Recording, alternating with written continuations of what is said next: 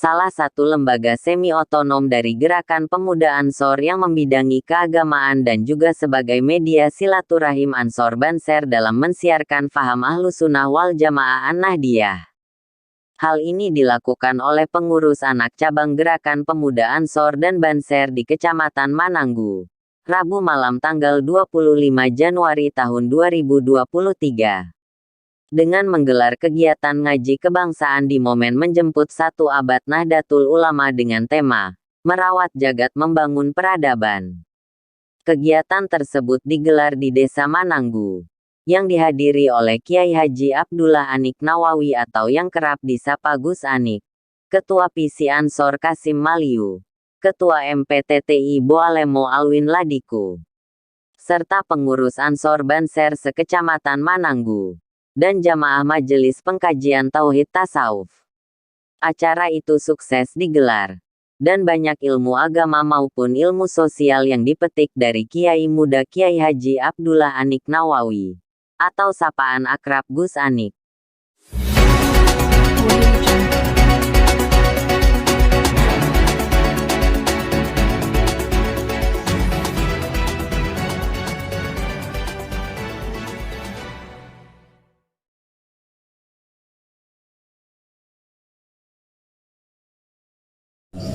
Kegiatannya di Masjid Istiqlal. Nama masjid ini Gus Anik Istiqlal. Kenapa saya ambil Istiqlal? Supaya mudah dikenali. Hanya 2 ditulis. Itu saja, tidak ada maksud lain.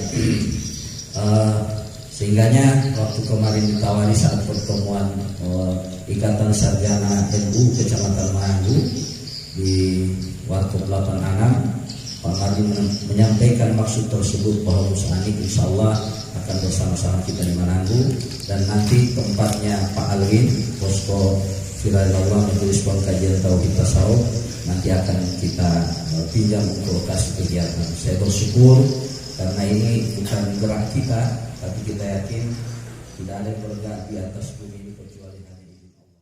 Siapa tahu justru amal menaruh sedotan di gelas itulah yang diridhoi oleh Allah malam ini. Kita tidak ada yang tahu. Ada yang kasih menyala apa itu kipas angin agar orang-orang tidak merasa gerah. Siapa tahu amal menyalakan kipas angin lah yang diridhoi oleh Allah Subhanahu wa taala. Jadi kita tidak ada yang tahu. Ada yang tadi saya dengar menyiapkan makanan, tapi kan katanya tadi buat Pak Kiai, jadi kamu jangan ikut makan. Kamu nanti nunggu di luar. Siapa tahu yang masak itu justru yang mendapatkan ridhonya Allah malam. Jadi kita tidak ada yang tahu. Amal-amal yang kita anggap sederhana, kita anggap sepele itu justru terkadang dalam amal yang kita anggap sepele itu justru terkadang di situ ada keridhaan Allah Subhanahu wa taala. Ada seorang ulama besar bernama Imam Junaid Al-Baghdadi. Imam Junaid Al-Baghdadi beliau ini orang ahli thariqah. Kalau thariqah di dalam tasawuf, thariqah banyak sekali, ada thariqah Qadariyah, Naqsabandiyah, Khalidiyah, Syadziliyah, banyak, Syatariyah dan sebagainya. Semua thariqah itu berujung kepada satu imam besar, Sayyidut Taifah, yang bernama Imam Junaid Al-Baghdadi. Karena itu di dalam Nahdlatul Ulama, kalau kita ingin bertasawuf, kita harus ikut tasawufnya Imam Junaid Al-Baghdadi dan Imam Al-Ghazali. Jadi semua thariqah berujung kepada Imam Junaid Al-Baghdadi. Imam kalau thariqah Qadariyah biasanya lewat Abu Musa Asy-Syibli, Abu Musa Asy-Syibli lewat Imam Junaid Al-Baghdadi. Begitu semuanya. Imam Junaid Al-Baghdadi mengaji kepada Imam Syari As-Saqati, Imam Syari As-Saqati mengaji kepada Imam Ma'ruf Al-Karhi, tembus sampai Sayyidina Ali karramallahu wajhah. Imam Junaid Al-Baghdadi seorang wali besar. Tetapi pertanyaannya, amal apa yang menjadikan Imam Junaid diangkat menjadi walinya Allah Subhanahu wa taala? Ternyata bukan karena sholatnya, bukan karena zikirnya, tetapi Imam Junaid diangkat menjadi wali Allah Subhanahu wa taala karena Imam Junaid suka berkelahi. Mau kaget kan? Imam Junaid suka berkelahi. Jadi kalau sekarang itu petinju MMA ya, tahu kan? Gak usah daftar. Petinju MMA. Jadi Imam Junaid petinju pegulat yang tidak pernah kalah, selalu menang. Karena itu Imam Junaid sering sekali mendapatkan hadiah dari raja, karena kalau raja membuat perlombaan gulat perkelahian, Imam Junaid selalu menang. Suatu ketika Imam Junaid ditantang oleh seorang laki-laki yang kurus krempek. Ini kalau melihat perawakannya tidak layak melawan Imam Junaid. Kurus krempek melawan Imam Junaid yang tidak terkalahkan. Imam Junaid penasaran. Kemudian Imam Junaid bertanya, "Kamu orang tua, kamu siap melawan saya?" Lalu orang tua itu menjawab, "Junaid, sesungguhnya saya tidak bisa berkelahi." "Lalu kenapa Anda menantang saya?" "Ketahuilah wahai Junaid, saya sudah berhari-hari tidak punya rezeki untuk saya kasih nafkah kepada anak istri saya. Karena itu saya ikut pertandingan ini dengan harapan kalau saya menang, saya akan mendapatkan hadiah dari raja.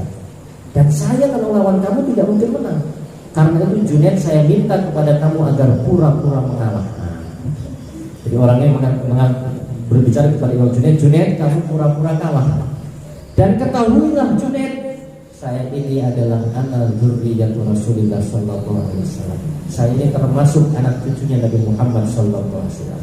Jadi ada habaib berhari-hari tidak makan, mengharapkan hadiah dari raja, yang hadiah itu hanya bisa diperoleh kalau dia mengalahkan Junaid al-Baghdadi." Imam Junaid akhirnya mendapatkan taufik dari Allah Subhanahu wa taala, merasa kasihan. Lalu Imam Junaid mengalah kepada orang tersebut. Imam Junaid mengalah, pura-pura kalah, hadiahnya diambil oleh orang tersebut. Pada malam hari setelah pertandingan tersebut, Imam Junaid mimpi didatangi Nabi Muhammad SAW.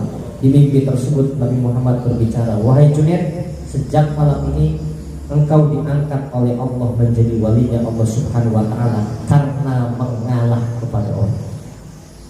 Jadi dia diangkat menjadi wali Allah karena mengalah. Jadi kalau ada yang kalah dalam pertarungan perebutan kepala desa di sini, diniatkan saja untuk menjadi walinya Allah Subhanahu wa taala. Tapi kalau mengalah, kalau betul-betul kalah semua. Imam Junaid menjadi walinya Allah Subhanahu wa taala karena mengalah. Karena itu bapak-bapak, ibu-ibu, itu sesungguhnya warisan dari ulama-ulama kita. Mengalah itu jangan dianggap mengalah itu adalah perbuatan yang hina. Justru dengan mengalah orang itu bisa diangkat menjadi walinya Allah Subhanahu wa taala. Imam Junaid memiliki guru Imam Sirri As-Saqati. Imam Sirri As-Saqati. Imam Sirri As-Saqati diangkat menjadi wali Allah Subhanahu wa taala karena suatu ketika Imam Sirri As-Saqati memiliki toko di pasar. Suatu ketika terjadi kebakaran di pasar. Semua toko terbakar kecuali tokonya Imam Sirri As-Saqati. Saat itu Imam Sirri As-Saqati mengucapkan, "Alhamdulillah, toko saya tidak terbakar satu-satunya." Dan ini respon yang wajar. Biasanya kalau orang lain kena musibah, kita tidak kena musibah, kita akan mengucapkan alhamdulillah, saya sendiri tidak kena musibah. Tetapi setelah Imam Sirri As-Saqati mengucapkan alhamdulillah, di situ Imam Sirri As-Saqati menangis berhari-hari. Kenapa Imam Sirri As-Saqati menangis? Karena beliau baru sadar bahwa ketika beliau mengucapkan alhamdulillah, berarti beliau merasa senang terhadap penderitaan banyak orang. Di situ Imam Sirri As-Saqati bertaubat, beristighfar kepada Allah. Imam Sirri As-Saqati diangkat menjadi wali Allah Subhanahu wa taala karena merasa kasihan kepada mereka. Nah, jadi orang yang memiliki rasa kasihan, rasa simpati kepada nasib banyak orang, itu juga bisa menjadi jalan diangkat menjadi walinya Allah Subhanahu wa taala. Yang enak kan, ada orang kasihan, ada orang tapi jangan banyak kasihan ya. Tapi jangan kasihan kepada cewek jomblo.